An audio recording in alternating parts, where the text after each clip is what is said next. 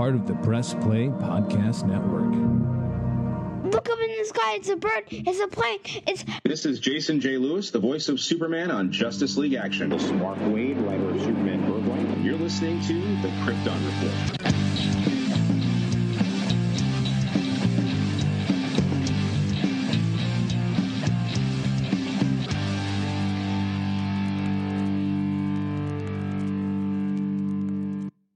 Hey, we just watched the new movie, Battle of the Supersons. Solomon, what'd you think?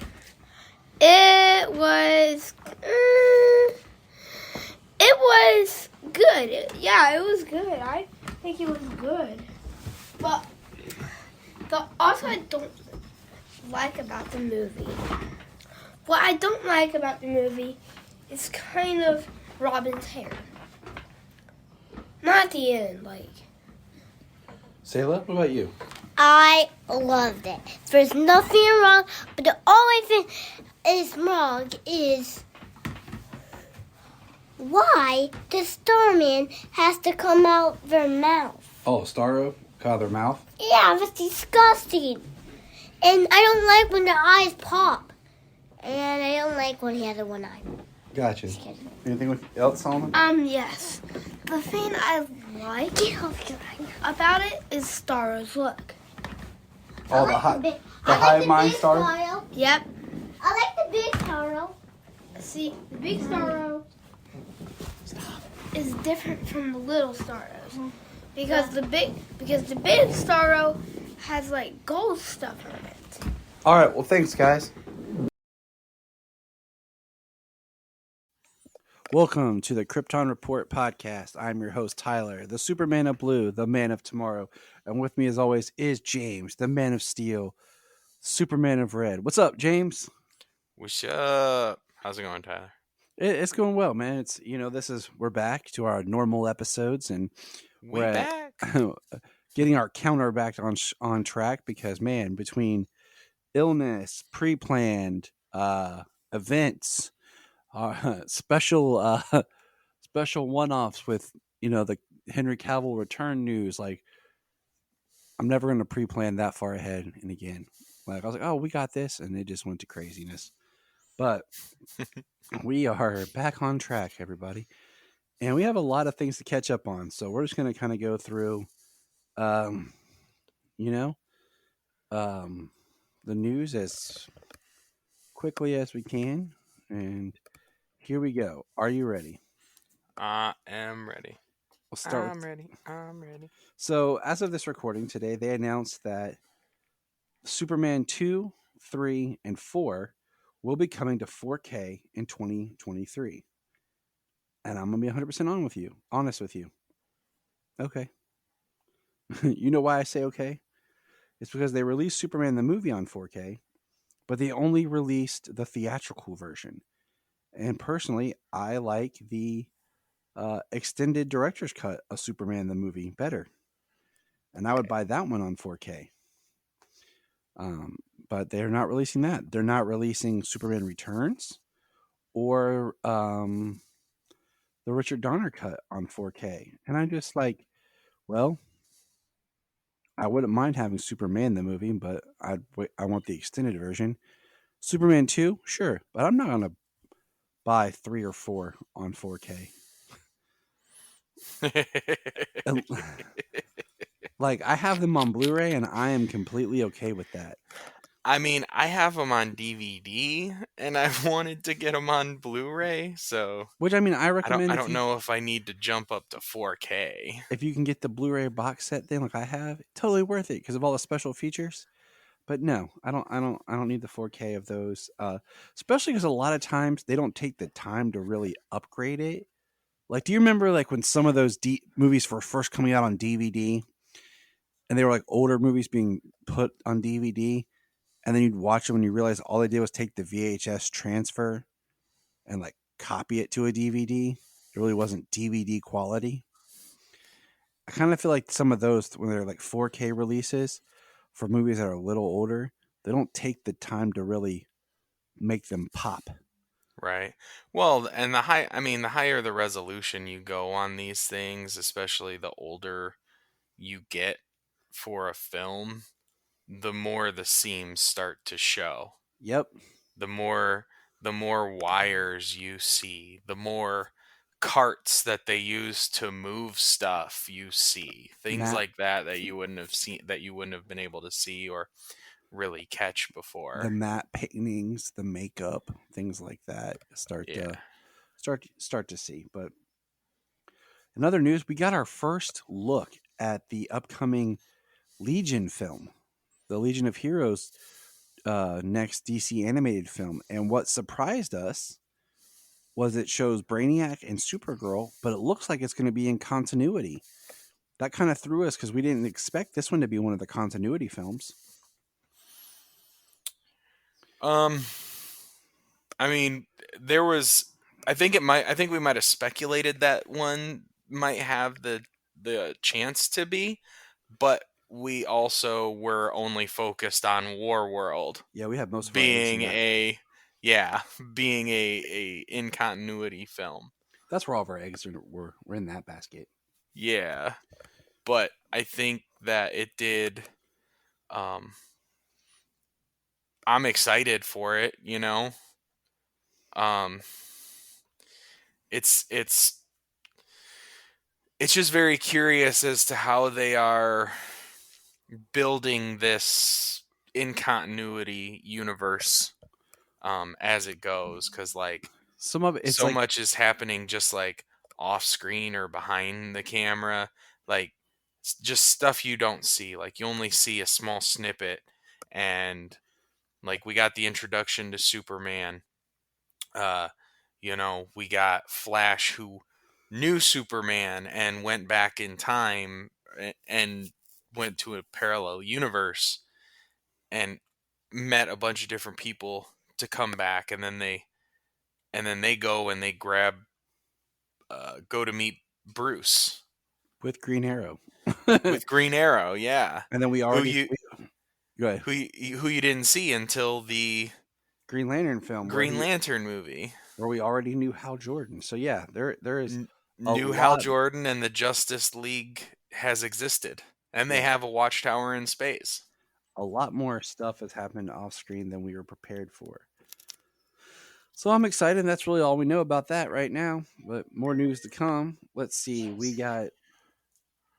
There is talk that we'll kind of lump these two together, but it won't take. What's being said is they already have ideas and they were working on a script that it wouldn't take long for Black Adam 2 to happen. And that's really that. Like, they're ready to go.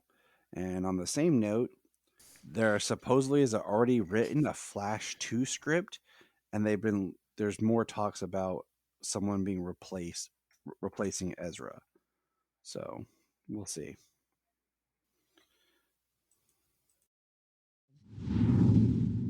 We're going to press pause and hear a few words from our other podcasts on Press Play Podcast Network. Hello, Brooks here with the Books with Brooks monthly book club podcast. Here's how Books with Brooks works. We read one book a month and then we talk about it. Classics like Stephen King's The Shining, debut novels like We Are the Brennans by Tracy Lang, and tons of other compelling, life-changing stories, one book and 1 month at a time. So come read along with us and then listen in. If you are like Tyler and James and can't get enough Super Talk, check out these other podcasts. Digging for Kryptonite, Supergirl Radio, The Last Sons of Krypton, the Superboy Legacy Podcast, All-Star Superfans, Superman the Animated Podcast, The Aspiring Kryptonians, Always Hold On to Smallville, The Geek of Steel, and Truth, Justice, and Hope. Remember to check out Krypton Report on all social media platforms. Go to linktree.com/Krypton Report. You find all of our information. $1 a month. You'll get extra special content that you don't get on the main show, like movie commentaries and whatever else comes out of our mouths. So check it out, patreon.com/Krypton Report. This is Dan Jurgens, and if you want to have a good time, keep listening to the Krypton Report. Oh, hey. Wait. Oh, hey, we got another guest joining us. Oh, it's me, Solomon. So Hey, yeah, Solomon's here. All right. the beatboxing man itself. So Another point of news, this is interesting. So in The Flash last season, they are adding Red Death from Dark Knight's Metal series and everything. And since Red Death is a version of Batman in this universe, it's going to be Batwoman, and it's Javicia Leslie is back as Red Death in the Flash's series, and she's all like black. I sent you the pictures. So when you see the pictures, Yep, it's really And cool. it's all, yeah, she's black and red, kind of. It's probably one of my favorite Batmans, like the form of Batman in that comic. It's probably one of my favorite one. she looks good. I mean, it looks like a cool costume. I mean, the Flash has done a good job of trying to do as Wait, many. is it she? Yeah, and this is going to be Batwoman as the Red Death. That was great. That's Red Dead good in this. Nope. Shoot. Alternate dark dimension version. So I'm curious to see what they'll do with that. Let's see. We also have Antonio Campos will direct and serve as the showrunner of the Batman spin-off Arkham series for HBO Max. So Where's the Arkham? Is that the second one? that's just one step more into, something with that series. We have that the Batman 2 is eyeing a 2025 release date.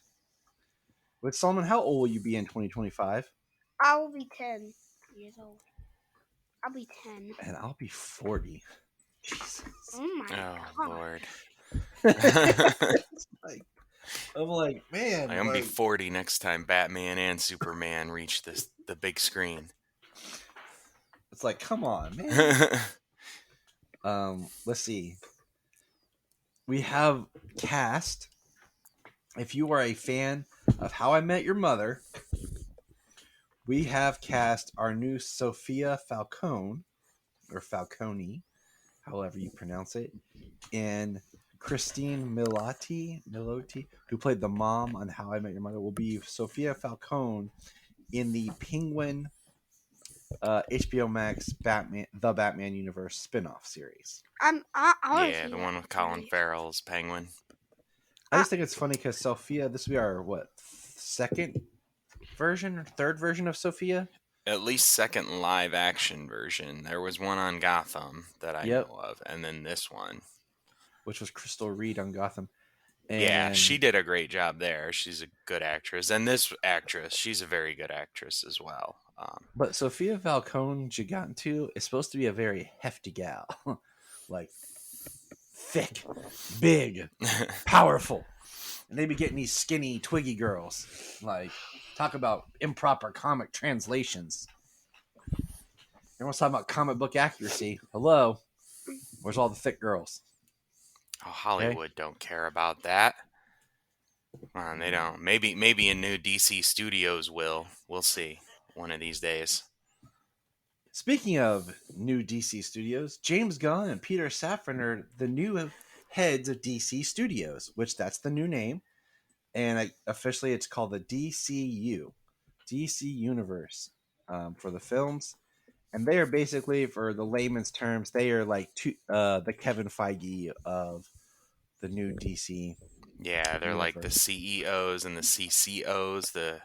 It's kind of cool how they have a creative as well as a producer, which co-sharing the roles of heads of DC Studios.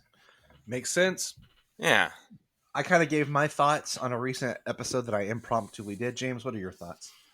Well, I mean, like I said, a creative and a producer, that's really cool. That's a good, I think that's a good strategy. I mean, the things we've heard kind of just towing the PR line. So we have to see where things go from here. I mean, we've had since the merger, we've had some reshoots and adding some characters into movies here and there, mainly Ben Affleck in Aquaman and Henry and Black Adam. So, I mean, there's at least we know that they would like to keep those people around.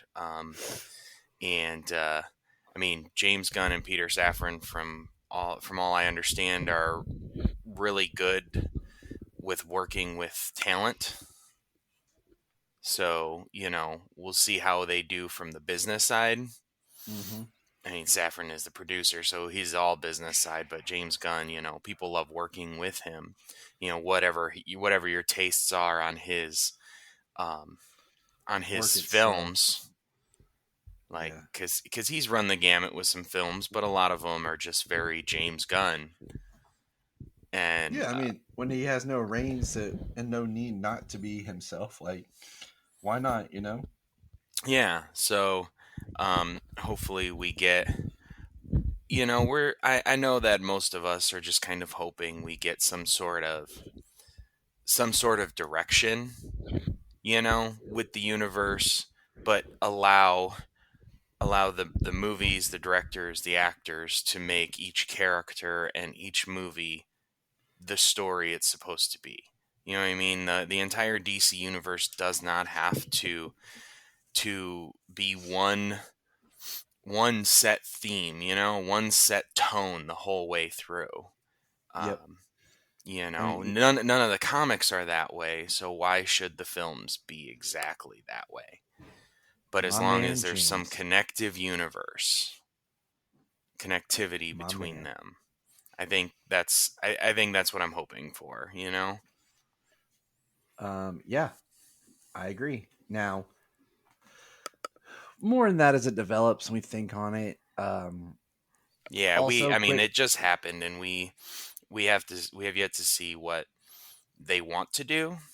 At this point, there's nothing specifically from them greenlit, so like we don't know where they lie and everything. But if they got the job, I mean, they must share some views with Zaslav, and I mean the clear choice for like who should be these characters, and I mean, Henry's a big one. Like yep. he is our modern day, he is our Superman today. And I think people, he's been trending since he showed up in Black Adam, and he's been trending since he said that he is back as Superman, and he can't wait to do more, and like it hasn't gone away. So I mean, that's kind of a big deal.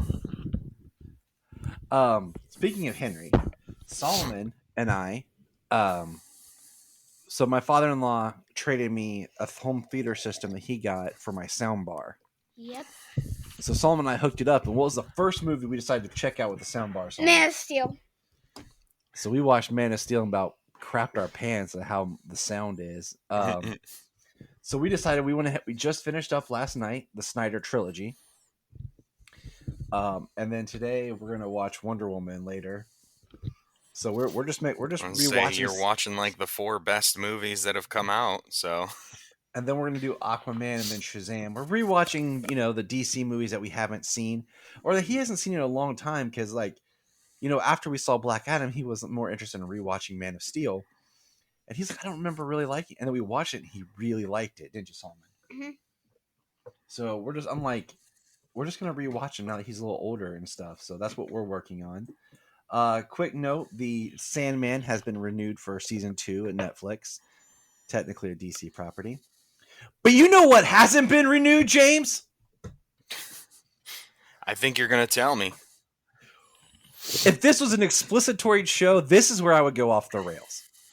Okay? Yeah, I think you would. This is where I would be like, what the? And I would have to go blank for like 20 minutes. Stargirl has been canceled after season 3. And that is a shame. Solomon and I have been watching season 3 together, haven't we, buddy? Are you enjoying it? Yes. And it's a great family show. It's like the best DC TV show that no one's talking about because it doesn't have any huge characters in it. And I'm mad that it's not like, oh, Stargirl, is being saved or anything like that. Like to HBO, but at the same time, it's a lot of background crap because we know the CW is dying in the way that we know it because they have a new parent company. We know that The Flash, this is the last season coming up. Superman and Lois is doing season 3. I hope that show is just taken over to HBO Max. I have a feeling that, Titans won't make it past season 4, or Pennyworth past season 3, or Doom Patrol past season 4, as part of just kind of this reorganizing structure and getting everything back under like one house, or maybe they'll do something cool, because it would be awesome if somehow, Brendan Thwaites' Nightwing rolls up in a film or something. I don't know. It really bums me out that Stargirl's leaving us. But we got 3. I mean, that show's had a rocky run from being a DC Universe show on, season 1 to season 2 being the CW. And now season 3 on the CW and it being canceled. And it's heartbreaking. So that's all I'm going to say. It's been a great show. I mean, at this point, we don't know what's happening with the CW. Most of their DC content is being canceled or is finishing up, and nobody's excited for Gotham Knights. So yeah, but I'm about to say, speaking of canceled, can we please get Gotham Knights canceled? Like, please. Nobody is excited for that. Like, I even forgot that it was a show as I was like just running down stuff because I was like, man, that leaves only one property left at the CW. Then someone pointed out, well, Gotham Knights, and I'm like, it'll get canceled like Naomi did. I was gonna say, and nobody's excited for it. Like, their main character, they're trying to toe the line of a main character that they've randomly created, and they hope people will watch because they've got names of other side characters. It's too tertiary surrounding the Bat family, but yeah, it's very tertiary. Compared to like Batwoman, you had Batwoman, who is a legit character. You had the son of Lucius Fox, so you recognize the name, and then you introduce more things as the show went on. And then Titans, you have Robin into Nightwing, Dick Grayson. You have Robin, Jason Todd. Then you had Barbara Gordon, and then you had the other Titans. So you had bigger names of these comic book properties. Well, you had names of people who actually headline a comic book property, right? Not Gotham Knights is whatever the hell. I can't even remember his name because I'm completely uninterested. Turner Hooch, that's a dog, Turner and Hooch. Yeah. But I mean, the other characters are all newer characters that are great to incorporate in as a show runs for those people who are deep in the comic, but not to launch a show. And if they ever air the pilot, I'm going to try to pirate it. Knock on wood, I didn't say that. Because I don't want CW to have a rating marked for me, and I don't want to pay for it. I just want to see it so I can rip on it. And am I ever negative about anything, James? No, I'm not. But and this show, I am just going to be like, I had something to say. Say it. About Stargirl. Okay, say it, buddy. I am really mad. Like, I was so pumped for another season. Like, I was really excited for another season. Like, I wanted them to make 2 more seasons. But they just canceled it, and now I'm really mad. Like, can we, like, please, like,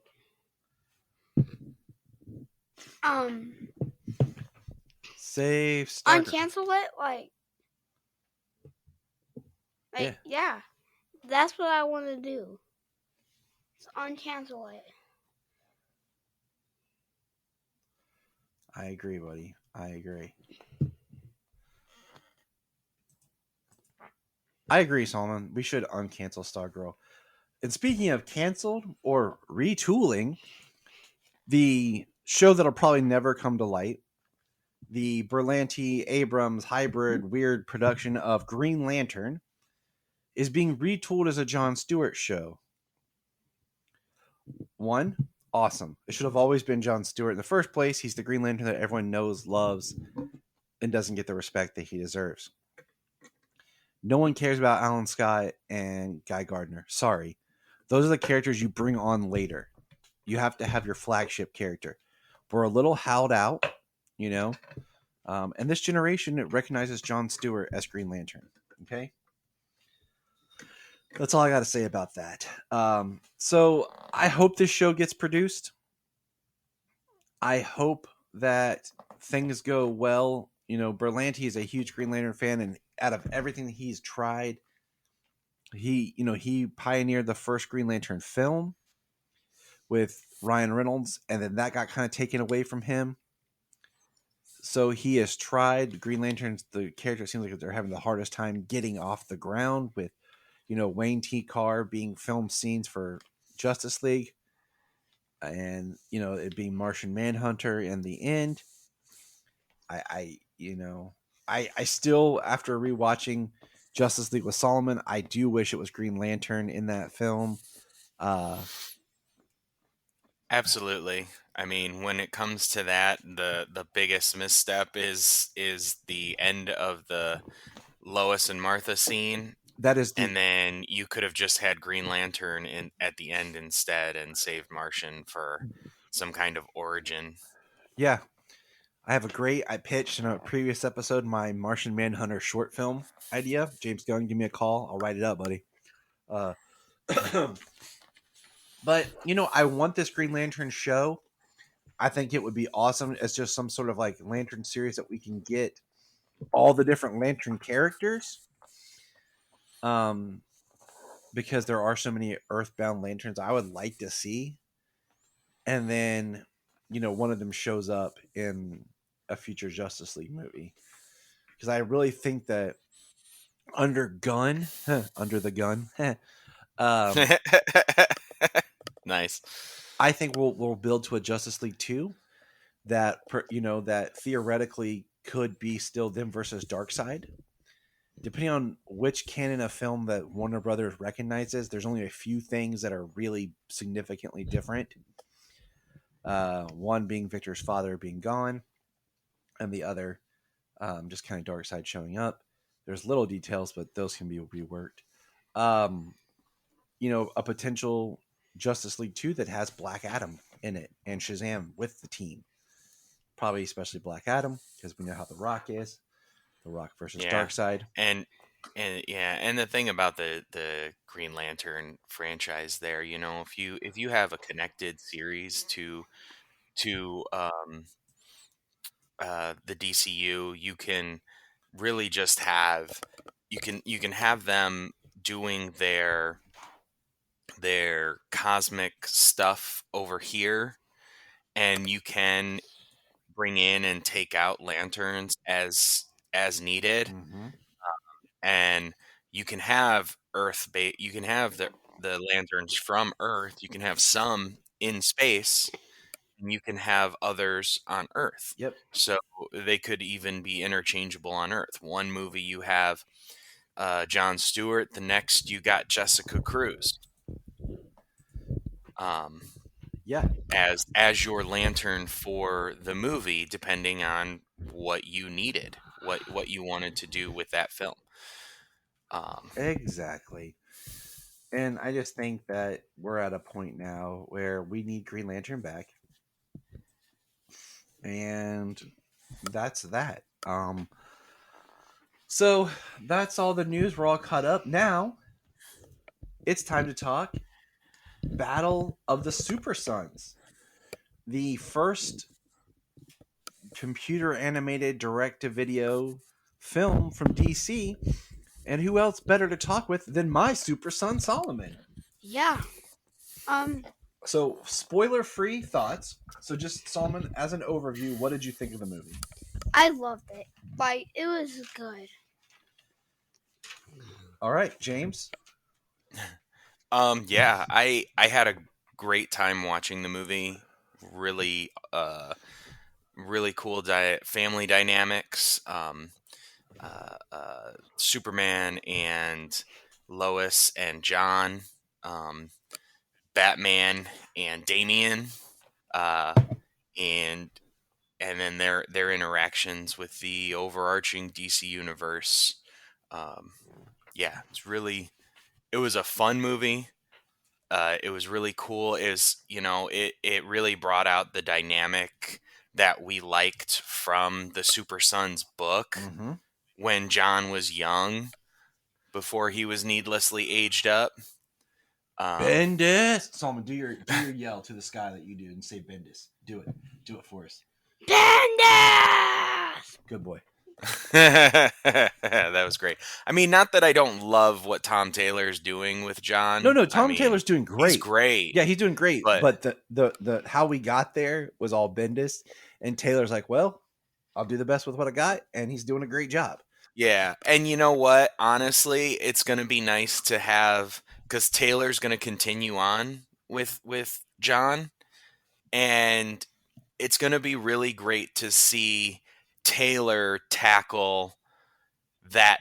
He's going to tackle some of that time that John was captured, was imprisoned by Ultraman. Yep.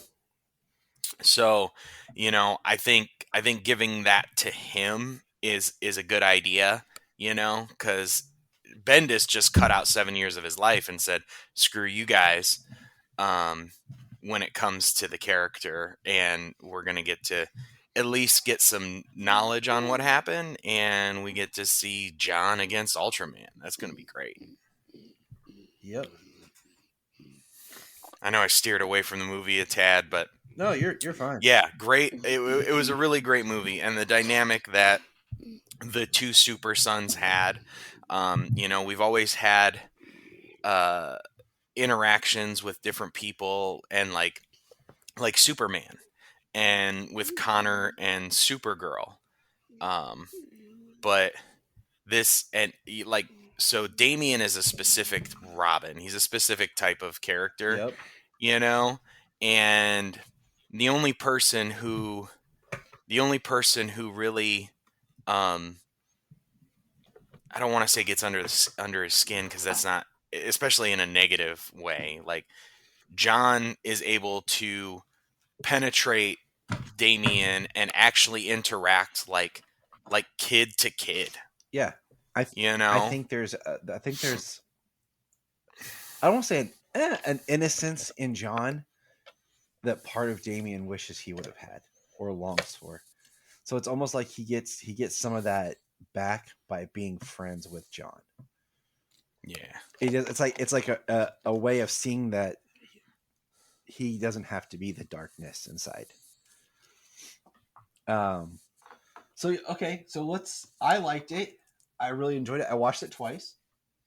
I enjoyed my experience watching it because it came.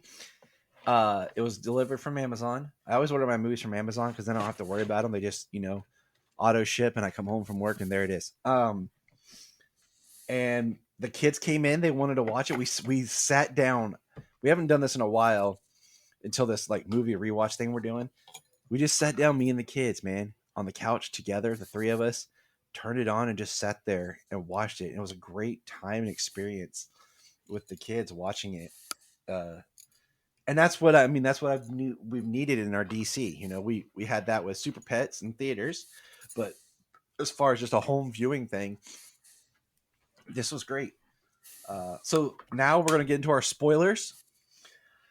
So, we're going to, if you haven't watched it yet, stop the podcast here or come back. If you have, finish it up.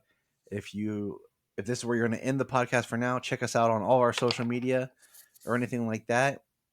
And thanks for listening. And we're getting into spoilers in 5, 4, 3, 2, 1. Spoiler time. All right. I made some notes and I kind of broke it down. I like that we're seeing the DC overall logo, which I figure will change here soon. But it seemed like it was a little slowed down. Sometimes I feel like they play it real fast, and sometimes I feel like they shorten it and slow it down. But it starts on Krypton, and we see that Starro was on Krypton. I really felt that wasn't needed. I really don't think we needed the Krypton scene at the beginning. Yeah, I mean, I don't necessarily think it was needed, but I guess to have some sort of explanation for Starro. I mean, it wasn't. But I mean, we Wasn't. didn't really get an explanation. I mean, we did and we didn't in the Suicide Squad, and it made sense on how. Yeah, no, this how just came from space. Exactly, that's all we need. It came from space. Yeah. Ooh, space. I mean, at this point, it's okay. The thing that it does in this movie is it gives us the interaction of John and Jor-El in the fortress, Which is cool. John is or Jor-El says, so this is John, something to that effect. He's my grandson. He's my grandson. He knows of John's existence. He knows that John is born.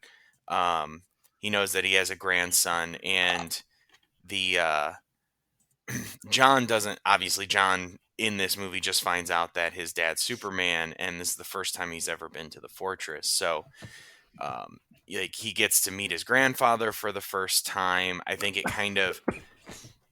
that's really the only reason Starro exists on Krypton, as it were, in a tank and stows away across space with Kal-El's ship, is so that way Jor-El it expands on that interaction that he has with John. I mean, it does. I mean, it works. I still feel like it was a little unnecessary, but you're right. It does work.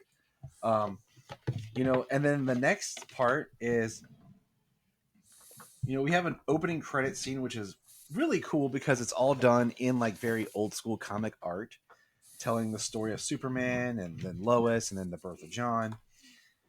And then the animation style. How did you feel about the animation style? How did you feel, Solomon, about the way it was animated? It was kind of weird, kind of good.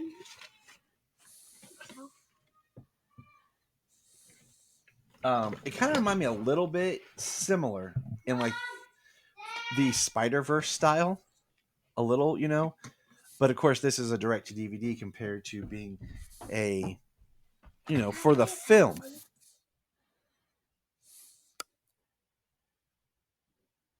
Yeah, I mean, that was a pretty large budget for for Spider-Verse, but I mean, like Spider-Verse, yeah. It's like, you remember how like you'd watch a DC or a Disney like theatrical animated film, and then you'd watch its direct to video sequel.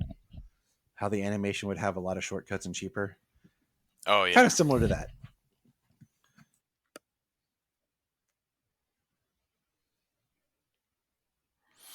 I mean, it was pretty good for direct to video.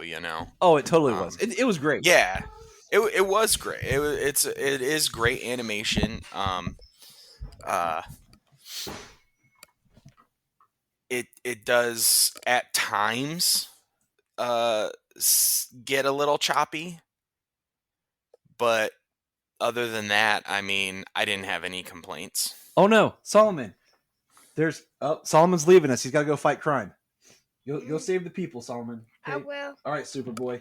Bye. You go save everybody, okay? Bye, everybody. Bye, guys. See you probably in the next video we make. All right. Probably. Go save the day, Solomon. I agree with you. I'm going back to my notes here.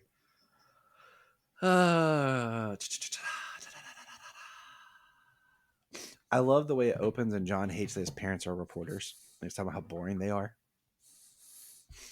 He's like, you guys have the worst jobs ever. Yeah. It's like, why don't you do something? And I love, we haven't acknowledged that John is voiced by Jack Dylan Grazer, who I had the moment of, kind of meeting quickly and waving at in his really long line, who is most famously known in the DC world as Freddie Freeman currently. So that was cool. I think he does a great job of voicing that youthful energy that is needed for John, and really brings the character to life. What do you think, James? Yeah, I thought he did a really good job. He really brings a lot of that excitement like he had as Freddie Freeman, that energy. I mean, everybody loves Freddie. Because John is very, for the most part, optimistic. Yeah, he is. You know, everything that's happening, he's real excited. You know, like he doesn't freak out about his dad being Superman. He doesn't freak out about being half alien. Every time he does something, every time some superpowers manifest, he's like really excited. The only time he's freaked out is the first time when his heat vision goes off and blows up the grain tower. I really like that. Like, it shows the emotion. Like, so he gets upset after losing in the baseball game and everything, and he goes running, and we see his speed start to pick up, and his speed's picking up, and then his heat vision. And the thing I thought was funny was, you know, he catches on fire, then he goes to the barn and he's crying. We never see anyone put out the fire. Okay, I just headcanon that Superman, you know, freeze breath it, you know, like, but yeah. Was one step, hold your thought there, but like one step earlier, John goes to look for his gifts. He finds a Superman costume and he's like, cosplay. Like it was hilarious how he just like, cosplay. Yeah, that was really funny. He was like, cosplay? And tossed it off to the side. And then I was like, that's great. I love the way that John's crying in the barn and we just hear Clark's voice off camera. And it comes into focus and he's hovering there as Superman with his glasses still on, which I thought was great. Because then he says, maybe I do. And John looks up and then he takes them off. And then it cuts to, my dad is Superman. Best birthday ever. Right. Like, which just before that, he was having the worst day ever. It was his birthday. It was his baseball game. He didn't get a hit. They lost the game. He was, like I say, he was disappointed his dad didn't show up. And then next thing we know, best day ever. And let's take a quick sidestep. I did look. The voice actors for Lois and Clark are husband and wife, which I always think that's great. It adds a dimension to their performance. I don't have anything negative against the Superman, except I feel like his voice is a little deeper and stronger than I feel like this project needed. Nothing against it. He's like he's almost trying to sound like deeper and more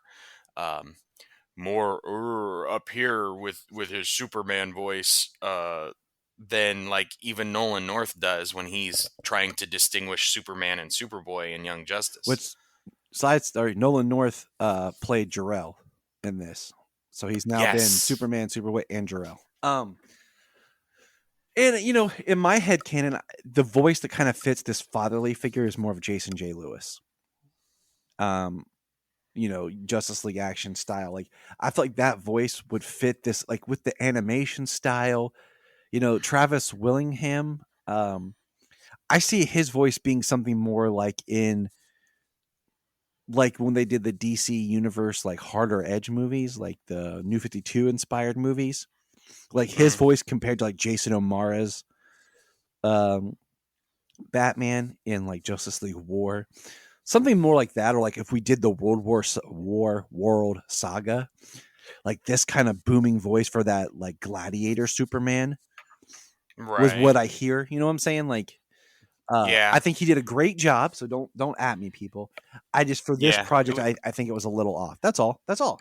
I think it would be good, interesting to, for like Jason J. Lewis, if he were to have done it, like to do something less cartoony. Oh yeah, he has it in him as Justice League action. But it would have sounded really good. Yeah, he has it in him for it. I mean, I just feel like there's a softerness to it, that for the animation and the story we're telling. But I do, like I said, appreciate the husband and wife thing for Lois and Superman. Oh yeah, it worked really well in the Death of Superman for Jerry O'Connell and Rebecca Romaine as a married couple as well for Lois and Clark. So the story moves. We get the quick. How did you feel about the American Way drop?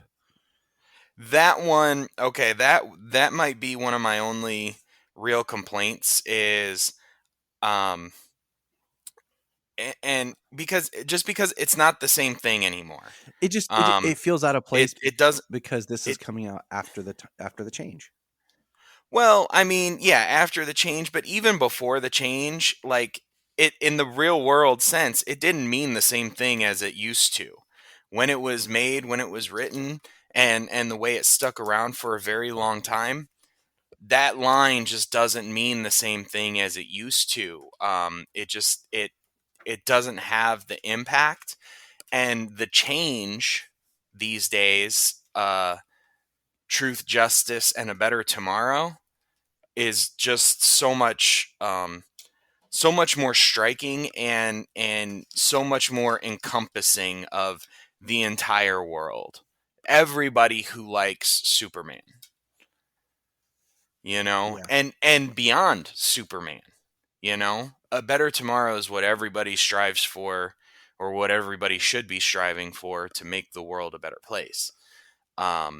So to drop the line back, truth, justice, and the American way, it's dated because it just doesn't mean the same thing as it used to. Yeah.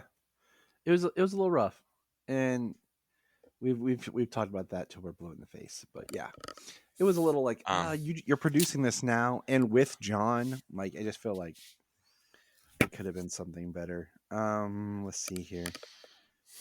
I mean, unless they plan on having more of John later on in the universe, in movies, and maybe making him more of what they did in the comics, where he was born on Earth. Earth is his home. That's where he was born. That's where he, lives. It's where he exists. It's his world.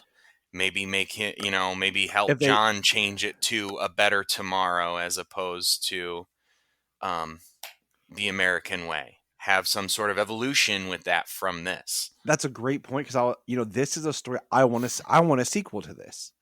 This can be its own kind of run. Like, give me a sequel to this and make it more now. Take Superman and Batman out of it and just focus on John and Damian. You set them up perfectly.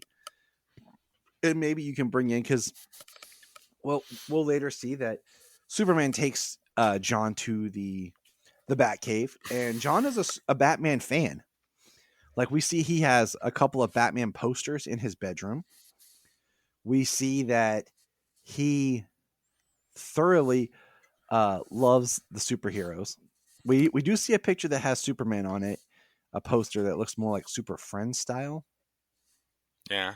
Well, we got but when he finds out his dad's Superman, he's like, "You're the best superhero other than Batman."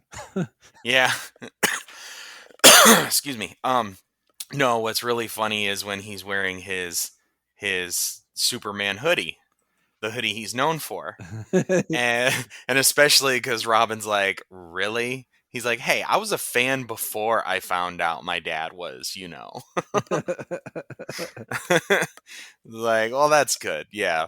He also, for his birthday, his dad got him glasses to start building like his disguise. Mm-hmm. I thought that was cute. Now, before they even reveal, so like, Clark is hanging out with John, and Clark sees the watchtower falling from space. Yes. And he makes his little excuse and he takes off, and it's really cool. It's a nice transition. He runs off, and next thing you know, they focus up and you see the red streak flying through the sky and catch the watchtower and take it back into orbit. It was a great little quick transition thing. But yeah, I was about to say, and then Green Arrow's there, and Superman says, "Hey, can you radio Batman and tell him?" And he's like, "Yeah." And then we basically see Green Arrow gets attacked. My favorite is when Superman is flying with John, and he's like, "What is that smell?"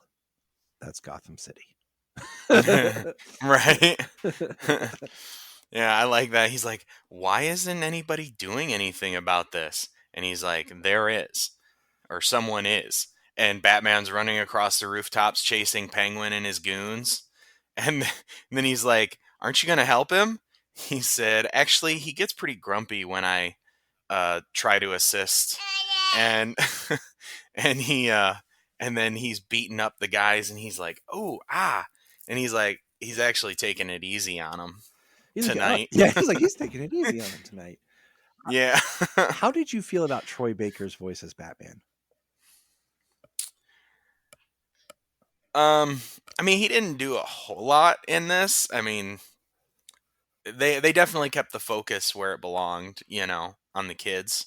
It's one of those, like, I kind of feel like I like it. Like, he's done a lot with like little Lego stuff, and I was gonna say he's done Batman before. His Batman voice is good. I just kind of wish, like, we would have got somebody new in a sense, like, and established this universe as Batman as someone other than like, hey, you've done Batman before, you want to do Batman again real quick, kind of thing. Right. That's kind of how I felt.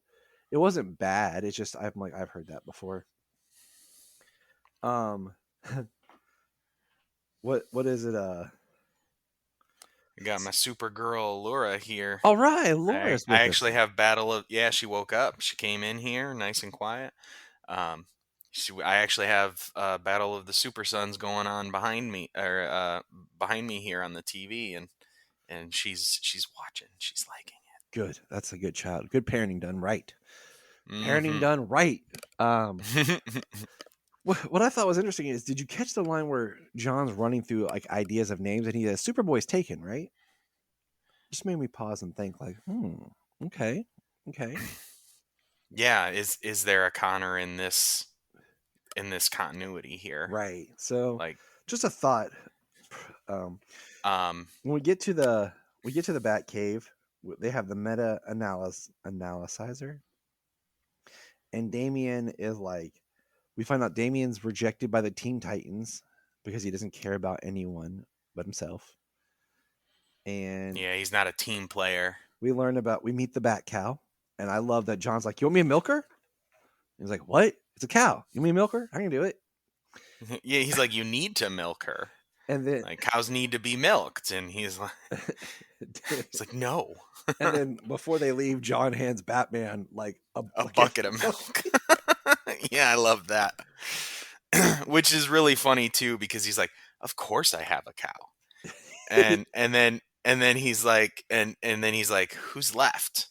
When he's looking at Batman's checklist of people who've been taken off the board by Starro, and he's like, just him. And then the cow moves, and he's like, yes, I'll save him, but only because you asked me to. And I like Damian's character because it shows that there's a good in even someone who's bred to be like the most evil assassin there is. Well, yeah, I mean, he tells John, I've killed more people than you'll ever know. For like a kid who's like 10 to 12, that's like 8 to 12, wherever they're at. Because like in middle school. Yeah. Yeah, that'll make you crap your pants. Right. The thing I thought was really, really funny, I laugh every single time, is John standing on the stairs and falling off the stairs, and he's like, "Oh, can't fly." Yep, he can't fly. It's an ongoing theme. Like when Damian pushes him down the cavern, he's like, yeah, just trying to see if I can get his powers going. Yeah, they talk about stressful situations. He's like, let's see, and he pushes him off, and he's falling down in the cave. And then he throws a batarang at him, and he hits him in the head. He's like, invulnerability. He keeps testing his invulnerability, and then he gets his super strength, and he gets punched, and he's like, so you punched yourself? Okay, so he gets super strength with a bully, and he taunts the bully, John does, and the bully punches him in the face. And it's a really good scene, because I pointed out to Solomon, the principal's talking about this bully, and his name is... Marvin? Yeah, something like that. I have it in here somewhere. Melvin, yeah. I knew him, Melvin. He's a good man. And everything the principal is saying about sometimes people are mean on the outside because they need to be, looked at inside, and they'll become like the loyalist friend you ever have. It's really about what we're going to see with Damien and that Yeah. story. Like, so everything he's telling John right there is the arc that we're going to experience with Damien. And so Damien shows up at the school, and then John's there, and then Melvin shows up, and Damien's like, "Oh, he hit you." And then he comes up, and Damien does like the one touch, paralyzing. He's like, "My grandpa taught me. He'll be okay in a week." A week? Yeah, that was really good. And- Which comes back around later on, and we'll get there. Yeah. But yeah, and then we're at the interaction at the school. Lois comes in because Lois has been called because of a fight. And Lois is coming in, and she says, "Don't worry, I'll be there. Make sure he never does that again." And the principal's like, "You should be worried." Well, Lois shows up, and he's like, Damien's like, "Your mom's been taken over. She's been compromised." And he's like, "No, my mom doesn't compromise." and then he's like, "Well, then test her." And he's like, "Hey, Mom, when I get home, can I play those violent video games and eat that ice cream you were trying to hide from me?" And she's, sure, hon, anything you want. And he's like, "Yeah, she's been compromised." And we get Starro. Like, what do you think about like this Starro, the way it like comes out the mouth? Well, I think that's really cool because it's a version. Starro can hide. Yes. The spores can hide. While they're taking over people, while they're working to take over the world. I thought that was very smart. It's very creepy. Yes. The way they kind of like start shaking and their mouths open up, and then this big starfish comes out and attaches to their face. I mean, because we know through comics that people don't die when they get attached by Starro. Unless That's it's the James Gunn movie. Suicide Squad thing. That's a James Gunn thing specifically in that movie. But we get Lois freed from Starro because John blasts Starro with heat vision, and they drop her off in a pond, and Damien's really good at that point. He's like, "Oh no, she's fine." He's like, "We gotta check on my mom. She's fine," and takes off.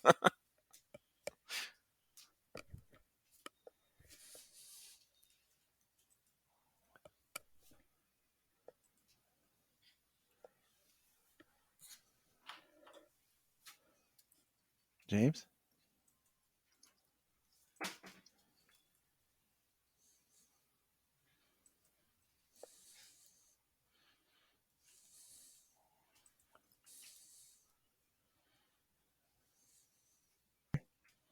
I have no idea what happened. Yeah, it was weird. Yep, I'm here. What the heck? Okay. Oh, okay. Kind of cut you out like it cut me out. Yep. No, my computer kept shutting down Lois, Chrome. That's creepy, what happened there. Starro. The boys try to somewhere escape. Between 32, 33. She's on top of the cut plane, that out. And they throw her in the water. And I thought maybe it was the salt water that caused Starro to pop off. Is that? Yeah, that's what I was trying to piece together, because like the heat. Because later he uses heat too, and it doesn't think it always comes off. But they do say. Oh, that I thought it was the heat vision. Lois later gets a good speech about John. Heat, you can do it, kind of like thing. Let's see. So they get to the fortress, and I love this scene because John's like struggling because his strength is there now, like to put the key in. We see him barely get the key in. He's like, "Who's the man? Who's the man?" And then Damien's like, "Now you got to turn it." And John can't fly yet, so it's like, how they get up there, we don't know. They cut away, and that's kind of better to have that kind of scene. Yeah, I don't know how he turns it. Well, at something like that, I think that, I mean, You're fine. for excuse me, for the movie, excuse me, sorry, the like to build the teamwork dynamic. It would have been really cool to show like maybe he uses his grappling gun and the line like that to help John turn it, like them team up and turn it together like that. But I think for in terms of the movie and like the runtime and the comedy's sake, it was a nice cutoff. It was right great. Now how are you They going to go turn inside, it? and who do they Aw, and then cut off, and Crypto. they're in the fortress. And he attacks, and then they stop him, and they join. And that's when we meet Jarrell. And then we're at the Daily Planet, and we meet Crypto, Jimmy the Olsen, super looking very dog. classic Jimmy. They take the rock.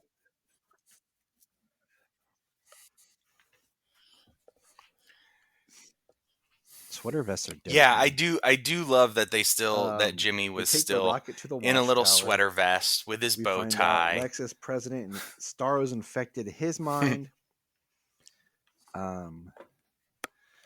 And yeah, Lois is trying to use the emergency frequency. We see that Starro has pretty much in certain parts, we missed this line earlier, like eliminated crime because people are losing their free will and just doing what Starro wants of them. And Luther is basically telling people to submit. And now we are on the watchtower with the boys.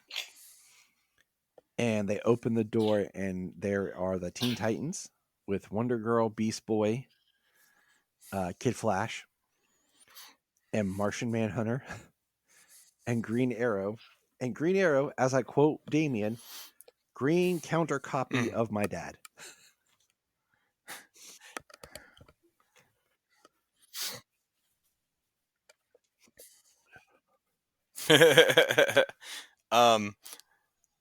I did love how Damien opens the door, kind of looks for a second, and then closes it again, and turns around and says, "We got to get out of here."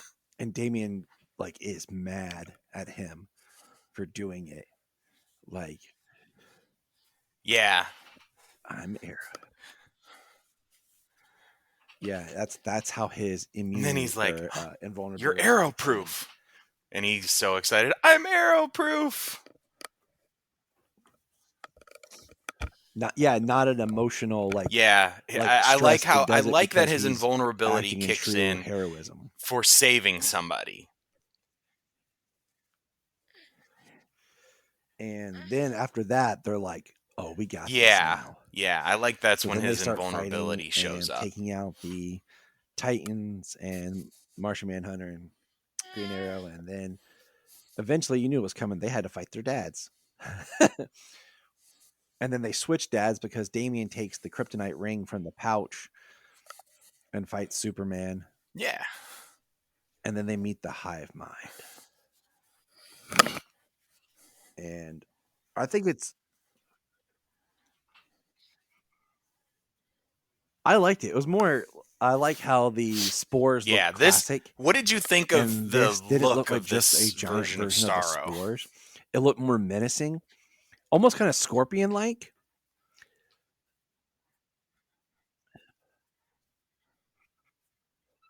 Yeah, it was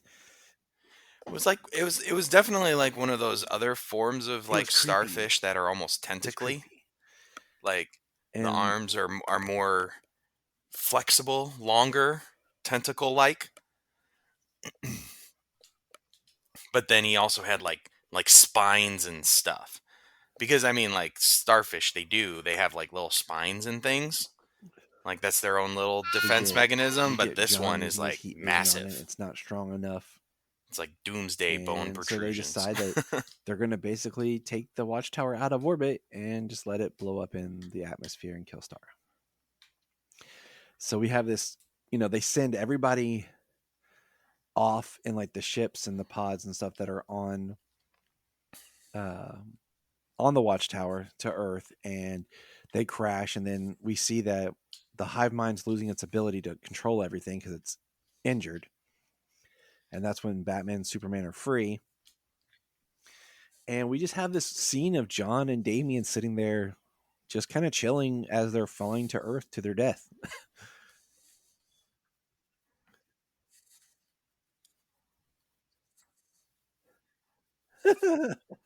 Yeah, it's really cool. They did. Why does Batman's bucket have a bat symbol on it? Anyways, like, I swear to God, I just It's saw that the the bucket Bat Cow that John bucket. hands him after milking the cow has a Batman symbol on it. Talk about your branding. Yeah. um, no, what's really cool in that moment is that uh, they they decide that the only way to do that is to take down the watchtower, and they save everybody. Everybody will be safe once Starro's destroyed, but they have to remain there and keep Starro there, the hive mind there, to destroy Yeah, it. 2 kids, man. Like, So very, very heroic and from, Damien's like, two he's like, Dad, two didn't 10 think to this is the 12 way I year would go. olds. Yeah, Ninja, 2 kids. maybe. Joker, So riding in the watchtower in space, didn't see it coming. And they're just chilling, and then boom, Superman catches them. yeah, I don't think he said. I don't think that was And, even on my radar. brings them down to Earth safely. They get off. They hug their respective fathers, and they're all happy. And Solomon, Superman gives his son a speech, about that's what a Superman would do. And then boom, the hive mind shows up, and you see Batman and Damian like both throw exploding batarangs at it. John and Superman use their heat vision on its eye. Then Superman flies up, starts punching the crap out of it. John gets a tree as a baseball bat, and he's like, "You ready?" And then pitches Starro to John, who just whacks it with a tree.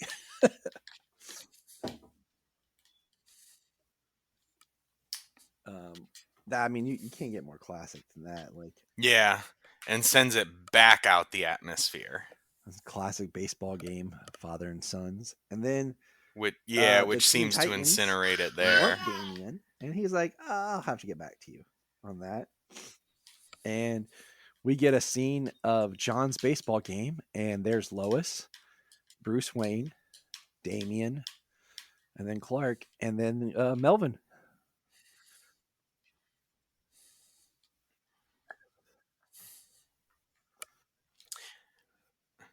Well, before we go to the baseball scene, we get Damien in the cave, and since Damien helped save the day, they are offering him induction into the Teen Titans, and he says, "I'll have to get back to you on that," and hangs up on Cassie, which is which is really funny. But Bruce says, "You're having too much fun with that, or you're enjoying that too much." Yes. And he says the little things, and he's real excited because it's really cool to see him excited as a child to go see a baseball game. John, He's never bringing been to up a the baseball game, child and in it's his Damian first that and nobody only else friend's can do. baseball game. So yeah, like everybody sees him as Robin, as son of Batman, as son of Talia and Ra's al Ghul, assassin, like all these other things And except for Damien, yep, a, and brings an that out 11-year-old in him child, because of his just and John innocent is the one goodness, person who and sees that. that's what I love about young John. Yeah. Is that child energy. And then they're at the game, and John's up to bat, and Melvin's there giving him crap, and Damien walks by drinking his drink, and one touch. And they're like, "Come on, hit the ball, John." And Damien's like, "Hit it like it's an extraterrestrial." Yeah, and he's extraterrestrial. Like,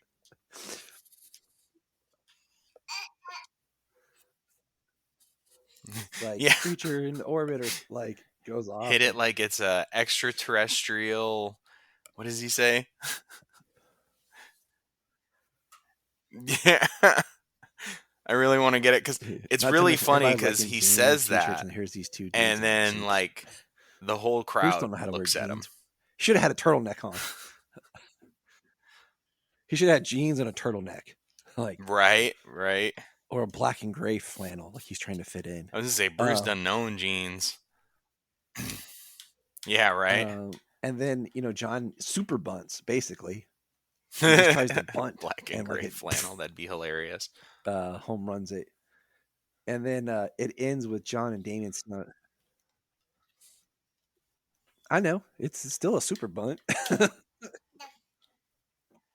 It's in the infield. Everybody runs for the ball. Superboy, everything's a home run. Oh yeah, no, it was just not a home run. They're on top of a water tower in Smallville. Might I add, they are in Smallville. Everything I had is to a double home check, run. but they are in Smallville, and they're talking about what they're going to do, and they're like, "We're Supersons," and then Damien pushes John off the tower and's like, "Still can't fly."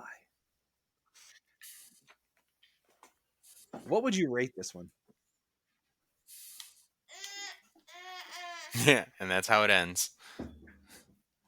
Now I like the end here of the movie. We're at the baseball game, and I did love that and Lois is like, "I thought you said you had an emergency," and he says Barry's handling it, like, and yeah, so it's giving more of the world, of course, and then Yes, that's the quote. And then you got Damien shouting, "Hit it like it's an like, extraterrestrial parasitic monster." But what would That's you rate the this line.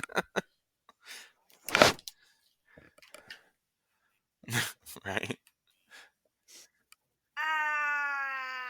I had a really good time with it. I mean, if we're going, I can sit down and watch it anytime at all. It's really fun. The characters are really good. It's a well done story.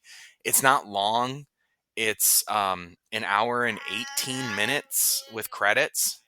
Yeah. So it's not a big time commitment either. I mean, I'm gonna give it a 10 out of 10 because, like I said, there wasn't much that I didn't enjoy about it. I enjoyed it, and sometimes you watch these, and I like that. I can watch it anytime. Yeah, feel good movie. I enjoyed it more it's really when good. I watched it again, and I got to watch it again because Jania didn't get to watch it, and she was mad that we watched it without her. And I'm like, look, the kids really wanted to watch it, and it was a great moment in time. So, yeah, and I picked up little things between them. Like, Batman's symbol. The second watch through. The Bat Cow has its own. Like brand. the first time watching it, I must have looked away right before the credits because the first time I didn't see him push him and say "Still can't fly." I must have looked away the first time. So the second time when I saw it, I was like, "Oh, that's hilarious." Still can't fly. Yeah. That'll be the arc in the second one. And it's good that flight comes a little bit later, it works. But all right, we're going to wrap it up here for our midday review here on this extremely nice weather in November. It took us a while to make this episode. Just we don't even go into all the backgrounds of getting this episode going, but man, this one was a chore. Oh yeah, we started it once already, and it was like, nope, technical problems, that's not happening. Rescheduling, life. But everyone, check out Supersons and Look up in the sky. We just want to say if you've enjoyed this podcast, please check out other podcasts on the Press Play Podcast Network.